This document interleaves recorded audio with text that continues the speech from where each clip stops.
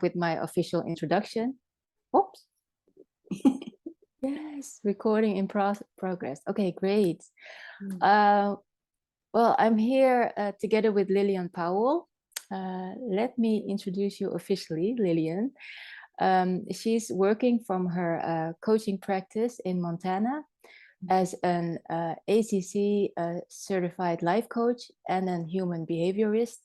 We got to know each other's work through Instagram, and we will have an energy talk about being an introverted, highly sensitive person, personal development, and our driving forces in life.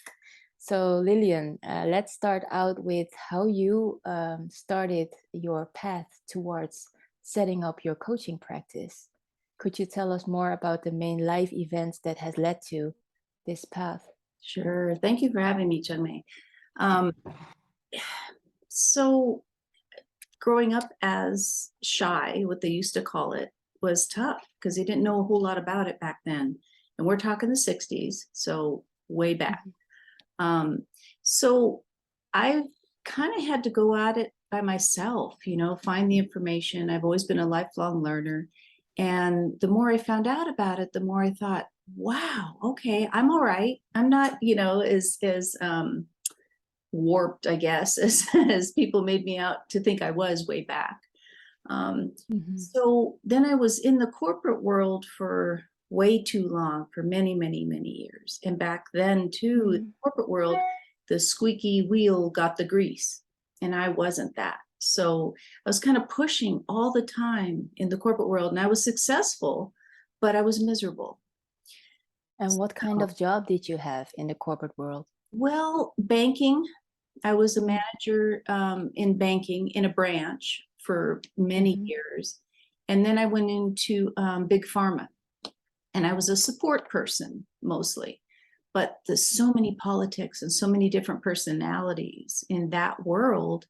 You kind of had to be more, I was going to say aggressive, but I don't like that, more assertive, and especially as a woman.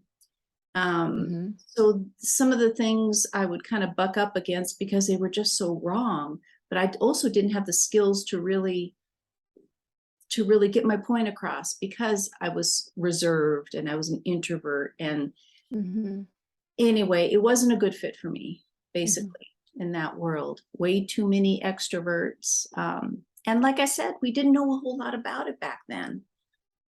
Since then, now we're starting to focus on introverts in the workplace, how you can be more comfortable, how you could speak up in meetings or tailor it, or, the groups that they have, the team building events weren't always comfortable for me, but I had to go. You have to play the part. So I found out a lot about that since then for my own needs, and also now to hopefully impart to others. But I also went into counseling in schools, and I was a substitute teacher for many years. And then moving up here to Montana, now I'm still substituting part-time, but I'm also doing my coaching practice. And now working on a program to bring coaching into schools, which is an 11-week program that's very promising for schools. So I've pitched it here, about a week ago to the superintendent, and now I'm just waiting, hopefully, that he'll get back to me and see how that might work out here. So. Oh, that's interesting. Yes. So now you're really busy growing your own practice and sharing the knowledge you've gained and experience as an introverted, highly sensitive person. And as you mentioned, while you were working in the corporate world, you felt the need to self-develop, right? And dive more into the material. And did that also make you want to choose anew in your career? Like, did it push you to make a new career decision and do something else? Did you straightforward go to setting up your coaching practice, or did you something in between? Chungmei, I was thinking about this morning. It was a matter of timing, really, because when I was with a major pharma in California, and what happened is our department was downsizing, and my job was being eliminated. And at that point in time, I was offered, well, you can reapply for your job. And chances are I probably would have gotten in somewhere in this corporate world again. Yes. And I chose not to. And I chose to go my own way after 10 years at this one particular company. It was just timing. I couldn't imagine myself doing this any longer. You know, I was miserable. So I didn't. I said, thank you, no thanks. I'm going to leave. Took a bit of a retirement package. Went and sold my home in the East Bay, moved to San Joaquin Valley. And from there, I reinvented myself. Substitute teaching, which is not easy for introverts, but you have to understand the adolescent mind. And so I did a lot of studying on that too. So substitute teaching. And then I got a job as a school-based counselor for a mental health agency in San Joaquin Valley. Oh, fantastic. Yeah. Yeah. So now I was able to help these young people, K through 12, with their struggles. And a lot of them were introvert, highly sensitive, that didn't even know that yet.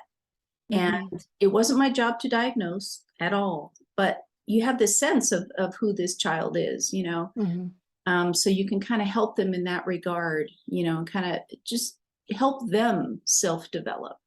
Yes. Very fulfilling. Yes. Very nice. And while talking about being highly sensitive, you told me that you grew up as an introverted, highly sensitive person. How was your childhood like? You know, I was blessed overall. I had, you know, good parents, good support. You know, back then, grandparents lived five minutes away, aunt and uncle, you know, cousins, family gathering. Everybody was geologically close. So it was supportive, but I wasn't understood at all. Like family gatherings, you know, we would go and I'd think, oh, I want to go. I don't want to go. Go kiss your uncle. Go. And it might be the Serbian background, you know, you greet your elders and you kiss them and you hug them. And for me, it was like, oh, but that's what I was supposed to do, you know, and I get it. It's a nice welcome. But yeah, or my grandmother telling me, you know, what's wrong with you? Go up, go get an ice cream cone by myself. You know, here's your 10 cents back then. And I would think, oh no, I can't. No, come with me, please. You get it for me. And it was just paralyzing. Yes. But we didn't know what was going on back then, you know, so you were kind of stigmatized. But it's changed a lot now. So now I'm really happy that our younger people can have more understanding, and parents. My granddaughter, Chungmei, my middle granddaughter seems to be highly sensitive and a bit of an introvert. Seems to be, because at 3 years old, you know, you're watching them blossom. But my daughter-in-law is very in tune to all this. And so we will watch her blossom. Yeah, that's fantastic. I really recognize that part, that like the generations nowadays who grow up with the term high sensitivity, you can use it to your advantage, right? To guide the children, for example, as a teacher, as a mentor, but also as parents, because what you just shared with me about your family background and how you had to, you know, kiss or hug or, you know, touch family members as a form of greeting. I saw that with my own children, that when we were at a social gathering, I saw that they wanted a distance first, you know, they wanted to just observe and look around and get to know the people first. And soon enough, we both as parents realized that it wasn't really in their benefit, you know, to stimulate them to greet someone. Yes. Because they would feel awkward and even, they would draw back, you know, from the contact. So we just decided, okay, we just leave them be. Yep. And when they want to reach out, they will reach out, but in their own pace. Yep. So, yeah. I'm glad to hear you say that. Your children are in good hands. Yes. Yes. Yeah. And you know, back then I think it was also kind of, it was thought of as a reflection on the parent. if your child didn't come in with manners and greet everybody and hug and kiss, Oh. you know, but nowadays we're realizing, no, it's more about the kids, you know? So yeah. Wow. Yes, I know. And it would mean breakthroughs in convictions we have about how to be social, right? Because there's so many different cultures, and especially in the social cultures, there's a form of being when you are with people. Yes. And but that form cannot be applied like to everyone, and we as introverted HSPs are also a part of everyone, even though a bit different. But we are a part. Yes. Yeah, there's these expectations, you know, that and there shouldn't be, you know. I think, is it Buddhism that says, you know, live with no expectations, which is hard to do because we're conditioned to have Yes. set things out of people and situations. But yeah, it's just learning, it's self-knowledge, you know. Yeah, that's See, right. yeah. Yeah. So, and when while you were growing up, as a kid towards a teenager, or in puberty, did you come across any challenges or obstacles as an introverted HSP, and how did you deal with them? Like, what events just pop up immediately while hearing this question? The first thing in my head, I remember high school, wanting to go home every morning, having a stomach ache, you know, just being terrified of trying to make friends. You know, that was another thing that was a little difficult for me, was making friends. And in the school setting, it can be very cruel, especially back then. So yeah, adolescence was a tough time. You know, we're learning about ourselves. We don't have any real blueprints, and you better hope that you have a supportive family, you know. But back then, once again, the knowledge wasn't there. So how could they really support me? That's right. So yeah, I do remember struggling in school. So And how did you manage without the guidance? I don't know that I did, you know. No. I came home a lot, you know, and I was fortunate that schoolwork wasn't too challenging for me. So I was able to keep my grades decent, but it was that social aspect of it I know. I just struggled with. It was so uncomfortable most of the time. Yes. Well, I can shake hands with you because I'm born in Holland, in Amsterdam to be specific, and I grew up here, born into a Chinese family, and then you also have that cultural background on top of being sensitive, right? So, like within the family I grew up in, children weren't really allowed to talk. Right. So if I was asking questions, my mom would say, don't ask these questions. These questions are for adults. So just don't interfere, don't question. And so actually the message was directly and underlying, keep your mouth shut. So, okay, so I go into schools, I'm a teenager, or I'm in puberty, and I make friends and they're all lovely.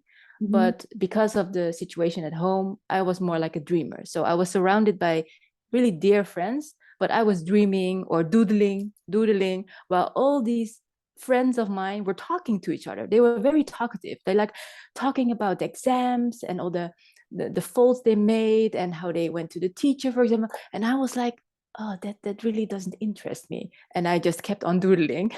Wow. Yeah, distance.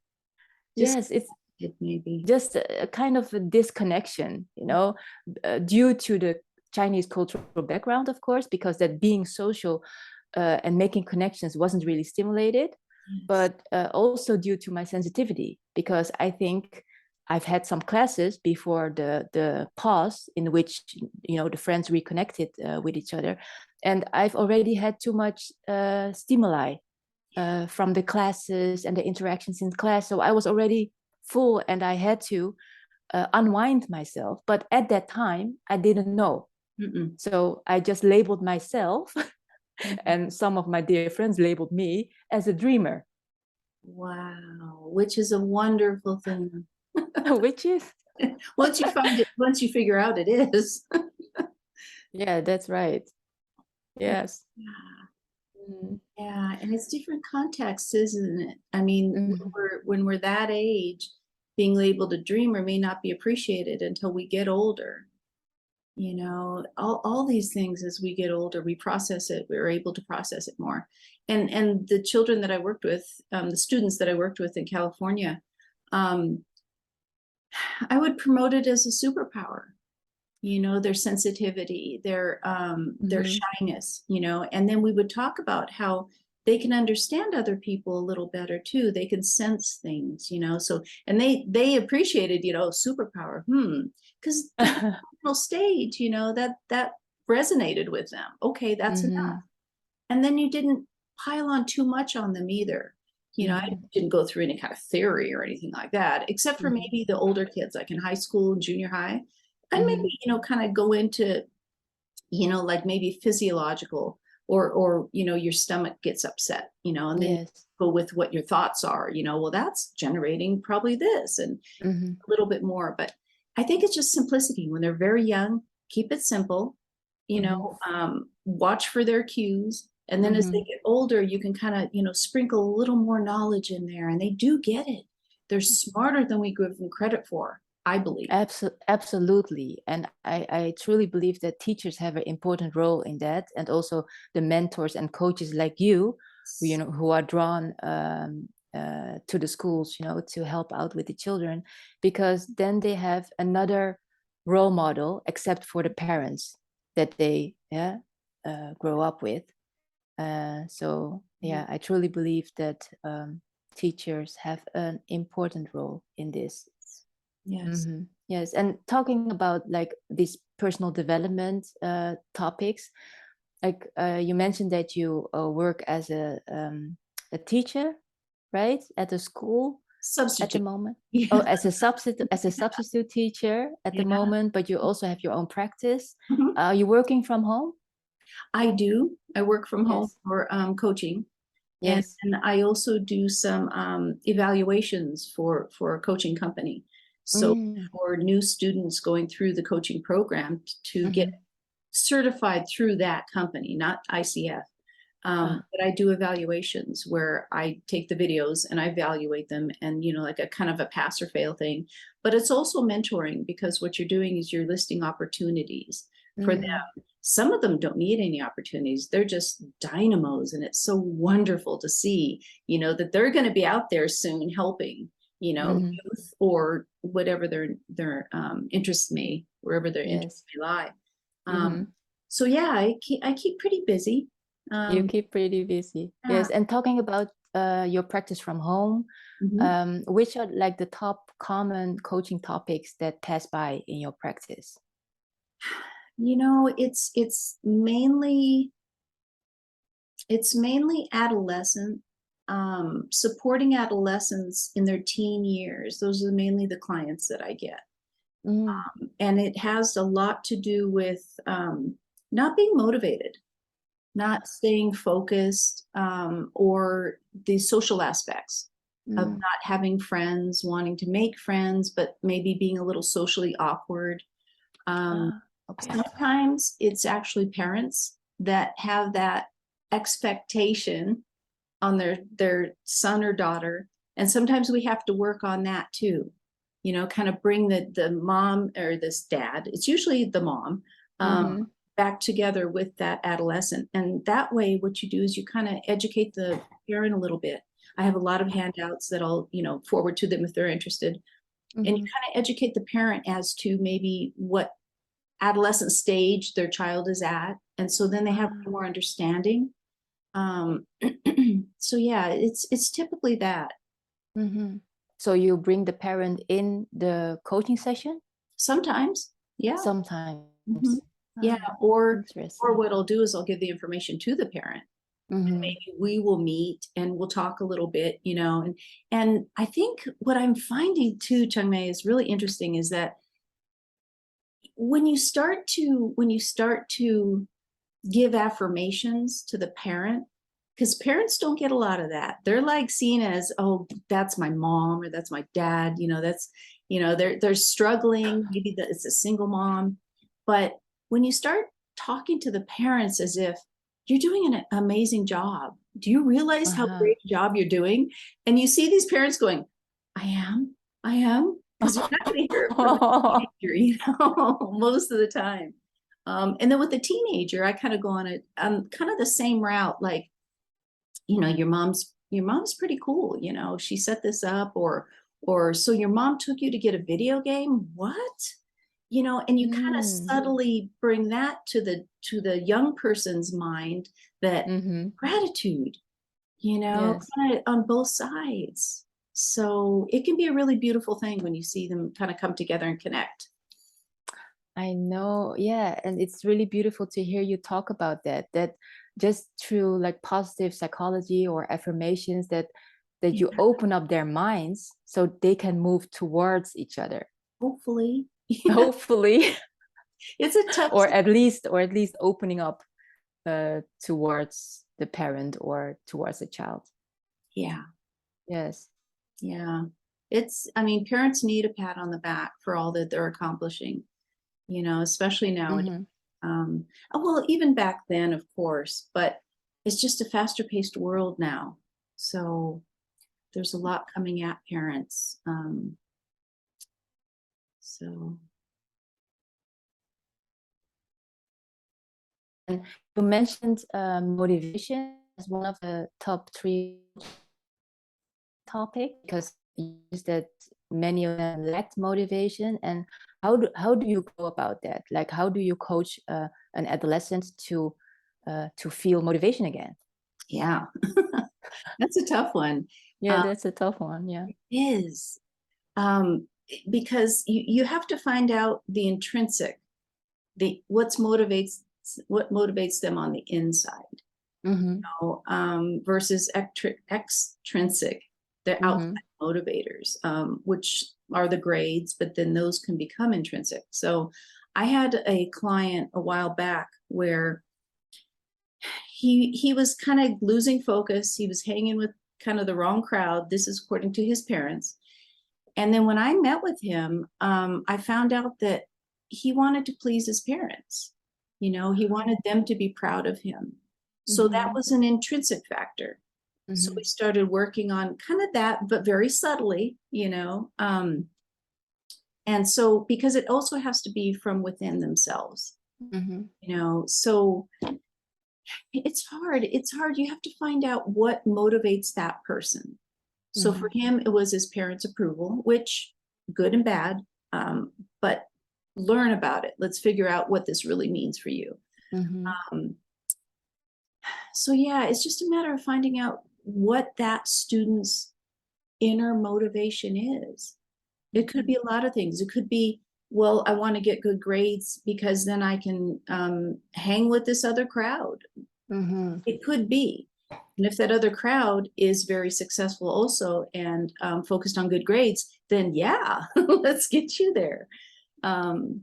So yeah, it all depends. You know, I used to, when I was in California, I keep referring back, but I had a lot of experience working with students back then. And some of them I would hear, well, my mom said I'm going to get a video game if I get an A on my test. And I would think, okay, well, all right, you know, and they would most likely get an A on that test. But the extrinsic factors are short-lived. They're not sustainable. So we have to go back to, okay, but what, how do you feel after you got that A on that test? So that's right. And also the question, how do you feel when you are studying this material? Like, or how do you feel when you are drawing or creating this out of wood? Or it's more about the process than about the outcome. Yes. But yeah, you know, I think that motivation tends to lower or tend to get less and less when people are doing the stuff they do for approval, you know, to get recognition from a peer or their manager or their dad or mom. And you know, when you're an adolescent or a teenager, then it's still your dad, your parents, from who you will get it, or want to get it. But I see in my practice highly sensitive men and women who are so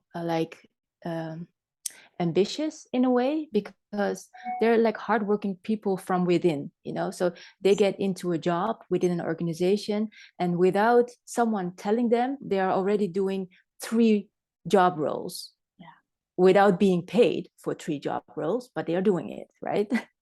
and then they come in here for guidance because they feel empty, they feel empty, or they start to feel panic attacks, or just loss of motivation, don't want to exercise. So then we're coming down into that motivation part, and then I'm like, okay, but what are you doing right now, and for whom are you doing it, right? So I think that's a really important question to ask. For whom are you doing it? Because I think the motivation will grow once someone realizes, what are you doing for yourself that gives you the satisfaction you want out of life, and some type of fulfillment from within. And then the reality is that they have to slowly take steps back, right?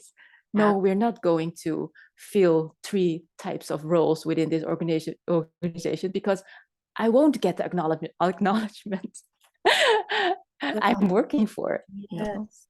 Chungmei, that's personally, that's where I was in the corporate world, thinking that the more I did, then I'll get recognized. But then I saw the people that were, blah, blah, blah, blah, blah, with the boss, the manager, and then I saw them kind of moving forward a little bit more. Yes. But I didn't want to play that game, I thought, but this is the work that's getting done, and I wasn't being recognized. And I think absolutely, to what you said, doing all that leads to job burnout. If you're not in the right job fit, which I think as highly sensitive people and introverts, we have to be mindful of all that, because yes, then it leads to the lack of motivation, and being miserable in your job. So there are so many really wonderful let me say resources out there right now where you can find your your right job fit, or based on your values. Let's really take you from what do I like to do, all the way to these websites. Exactly. They have some amazing resources out there. And right now, actually, I just finished getting certified for academic and career resilience.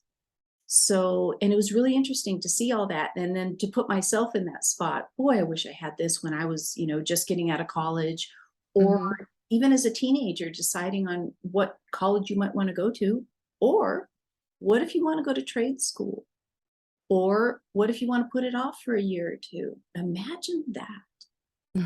All those choices our young people have, and you and I are here to support that. That's right. Yeah. And that's where the name of your coaching practice comes from, right? Because you've titled your coaching practice Generativity Coaching, just to give back to everyone that you receive as clients and guide them on their path. Yeah.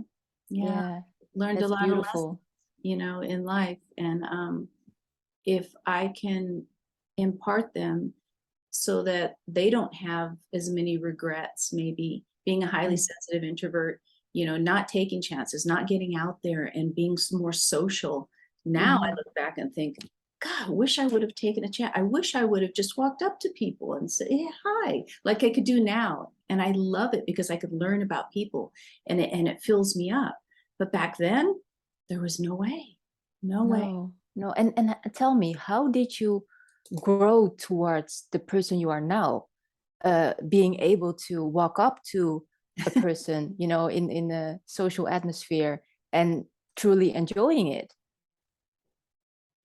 Well, there's a caveat with that. I enjoy it to a certain extent also, because once again, as HSPs, our cup gets filled kind of quick too, and I have to be cognizant of that. But I think it's age too. I'm realizing that people like to talk about themselves.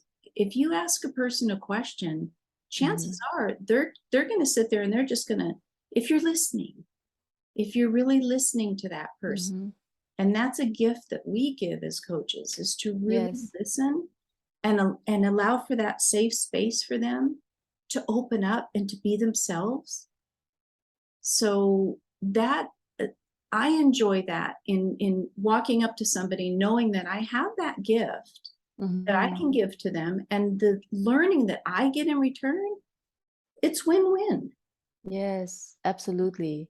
Yeah. So if I understand you correctly, is that you started to appreciate your own ability to ask questions, because asking questions, being curious, is one of the strong traits of introverted HSPs. So you started just seeing that as a quality, right? It is. And also it's just social connection. I crave that too. We're up here in the country, basically. So I go to sub because I do want some social connection too. But at the end of the day, substitute teaching, I'm straight home, and I'm done peopling for a while. So it's knowing like what our limits are, what fills us up. But that social connection is also something that I think we need to really start focusing on a lot more. The social capital, the support that we get from our institutions. And our young people we hear this all day long, but they're disconnecting because of their devices. That's right. So we really, as elders, myself, you're not there yet. but you know what? Inside you probably I'm almost there. I'm almost there. Just on the outside. On the inside, you are past me. but as elders, thank you, with generativity in mind, we need to start focusing on the next generations. We've got to try, because they deserve the kind of life that we had, where we can go out and play and make up things, our imagination, our creativity. So I know. Yeah. And it's all about timing, because you mentioned that earlier in our conversation. It's all about timing. And like before this talk, because I knew that I would have this talk with you, so I thought this is the right moment to get the book Quiet of Susan Cain, because she published it in 2012, but at that time I was a young mother of a 2-year-old, and I didn't have any mental space to read. Actually, I was too busy with other stuff in my life. I think I was just too busy with life.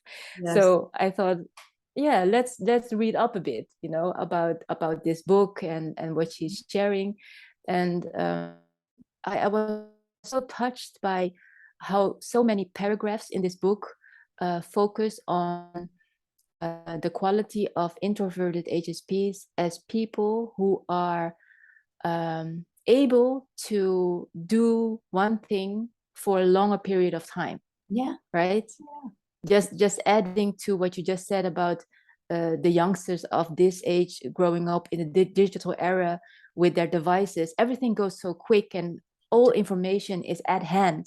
Then and at that time, or maybe longer time ago, I think in the time that Susan Cain was writing this book, we were less attached to our devices.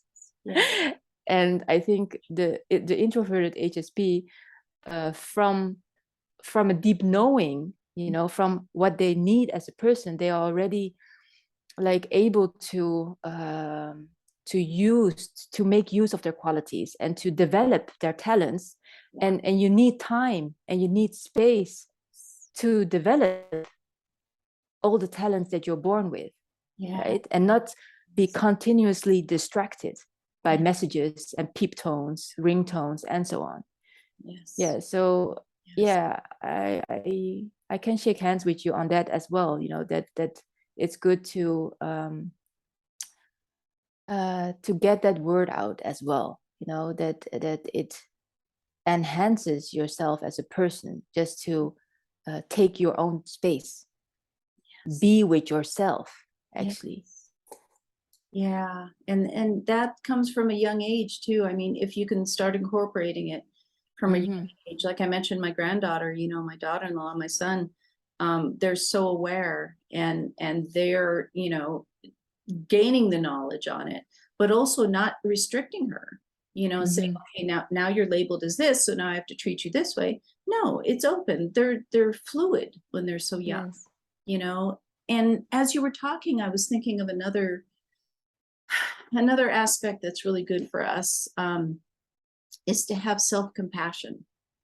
You know, I think that, you know, as HSPs, we can be kind of hard on ourselves sometimes. When I was younger, if I said the wrong thing, I would ruminate over it, you know, afterwards for a long time, for way longer than I should have. And now as I've gotten older, I've learned self-compassion. So if I say something, I don't know, that maybe I wish I wouldn't have said, at the school as a sub or something, you know, oh, that didn't come out right. Okay, next time. Now I have this, you know, in my head, okay, next time, it's okay. Nobody's perfect, you know. No. We're all making mistakes. So yeah, I think That's right. Yeah. Yeah, self-compassion is a really important one. And while I was listening to you, I was thinking that we are the ones who hear ourselves making those mistakes. Eh? We are the ones. Yes. And we are so focused and self-aware, self-conscious in that sense, that it can, you know, get us down, and that we're not supposed to get down. We're supposed to stand up tall, and be proud, and so on. But I think it's also good to know that the people that you've shared your message with, they maybe haven't heard it, you know, maybe they didn't receive it, and yeah, and more importantly, they haven't received it as you have labeled it in your mind, and then go start thinking about it on and on about it. So that's also good to know. Yeah, self-compassion is a wonderful to develop. Yeah, and it takes time, but yeah, it's a good one. It does. And another thing, like with adolescents, right? They think the world revolves around them at certain stages, you know, and it's just their brain development. It's okay, you know, it's just the way it is.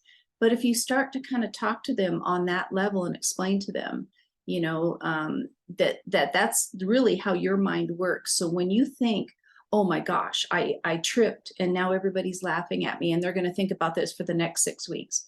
No, just like you said, they may not have even seen you trip. Or they had a good laugh and they said, wow, that was kind of cool. You know, I had a nice laugh. So many different ways to think about it. So you got to open that up to the young people too, that maybe it wasn't what I thought. So yeah. And as you get older, just that's great. That's great.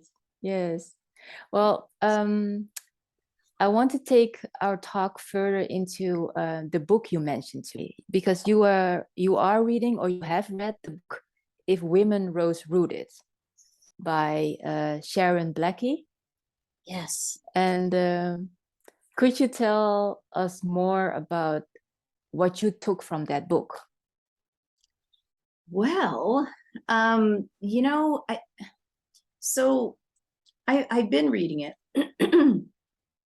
and I'm about halfway through. And kind of interesting, my take on it is, it's kind of a fun book, but I'm looking more for kind of more of a historical take on women, and how we've gotten to where we are, as far as society and the conditioning and all that.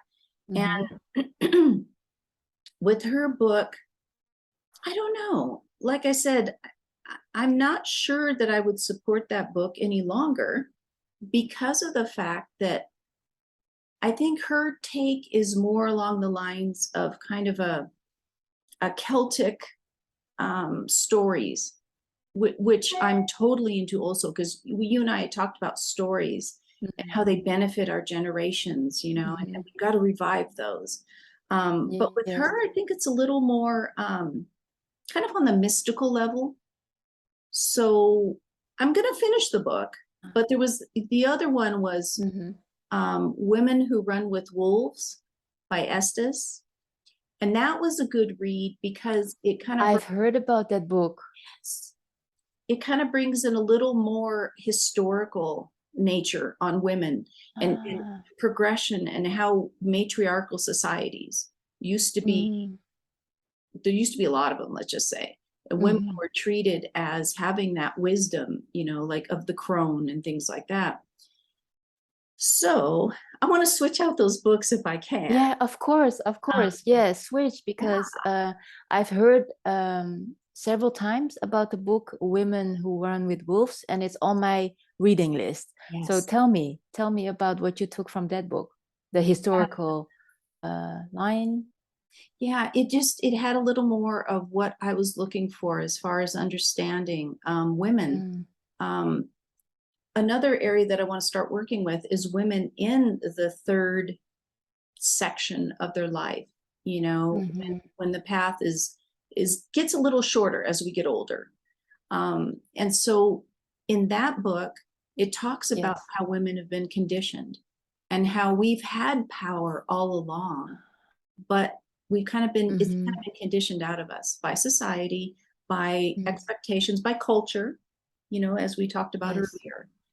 There's ways that women can get that power back and be strong and be themselves and be authentic. And now the billion-dollar cosmetic companies aren't going to like, you know, me saying all this, but okay, then you should say it. Tell me. I agree. Yes, we should. But respecting people for their choices, whatever they may be. Totally respectful, but also allowing some women to maybe learn that it's okay not to have to, I don't know, not to have to be made up when you go out, you know, people's opinions. I guess that's where I'm going with this. Other people's opinions, they tend to put us in shackles sometimes. So, but figuring that out for each individual person, men too, Chungmei, men can also feel these types of things. Yeah, that's right. You have to be able to release all of that and be who you want to be, who you are authentically. But it takes a journey to figure that out first. So as coaches, you know, we can help bring that self-awareness, you know. Absolutely. I fully agree with that. And when I look back at my own youth, I learned from my Chinese family that they wanted boys, you know. When they were about to receive a child in the world, they were like, I hope it will be a boy, you know. And then my mom got 2 girls, and yeah, even growing up as a kid, I heard remarks like, don't run, you know, don't climb in trees. And I was the girl who liked running, and I was especially the girl who ran towards the trees to climb as high as I could. You know, and somehow that message, I don't know how, it just came in one ear and it came out the other ear, like my system. I heard it and I thought, that's crazy. Yes. Why are you telling me this? This must be typical child. It was because I couldn't talk thoughts with my parents, with my family. It was just my own conclusion, and I thought, I'm just going to do what I like to do. It doesn't depend if I am a boy or a girl. I have legs. Yes. And how old were you? Do you remember? Yes, I remember. I think starting from 6, 7, 8, 9, 10, during that period of time, I went out to play outside a lot.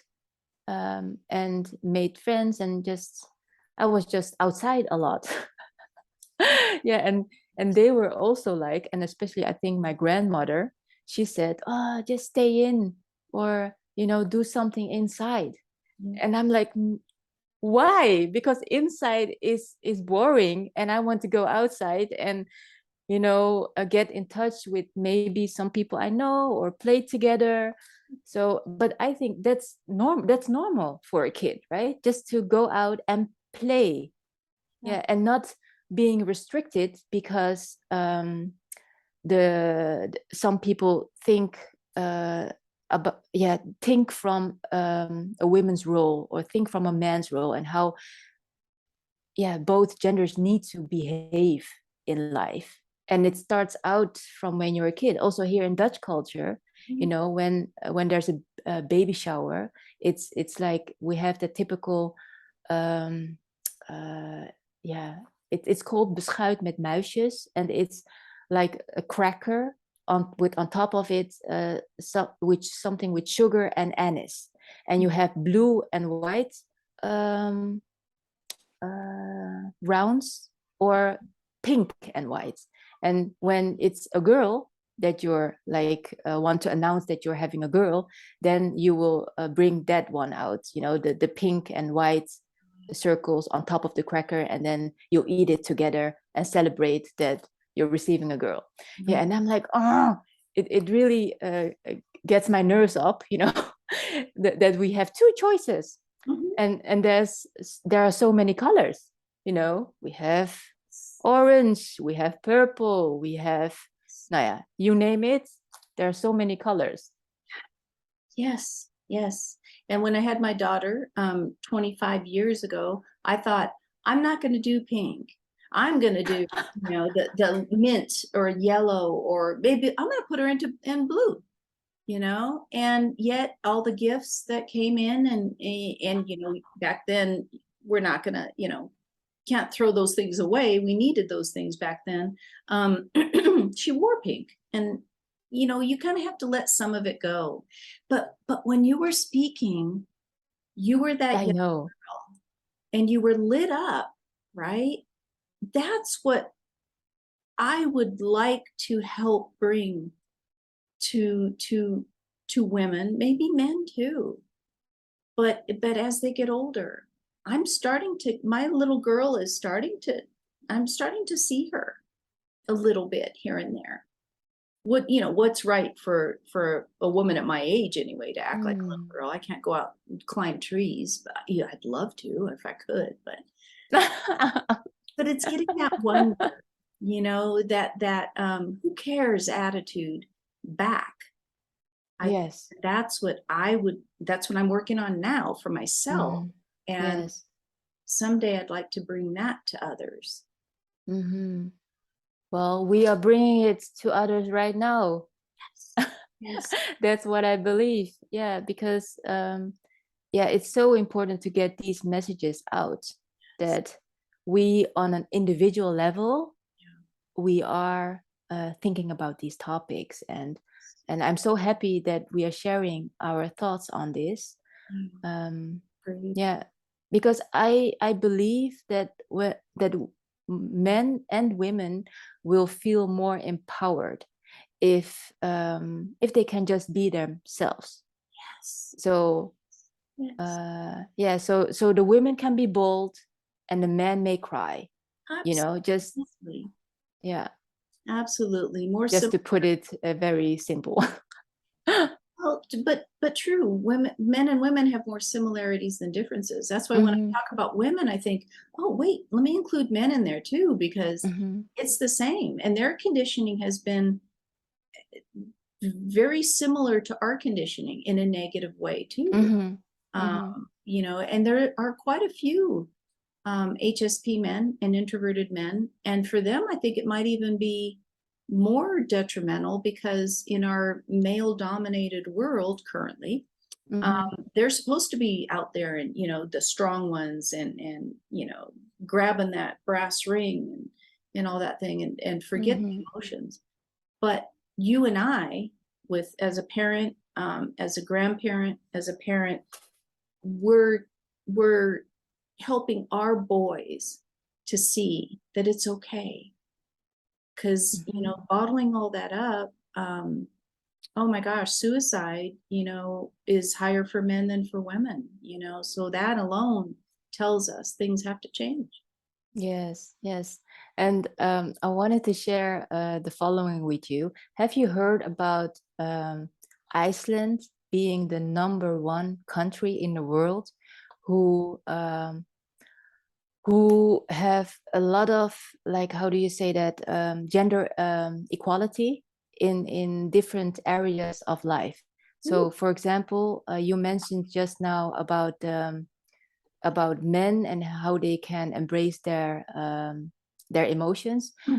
In Reykjavik, in Iceland, you have schools when where the boys do all kinds of exercises, like with boys only, how they can receive each other's softness.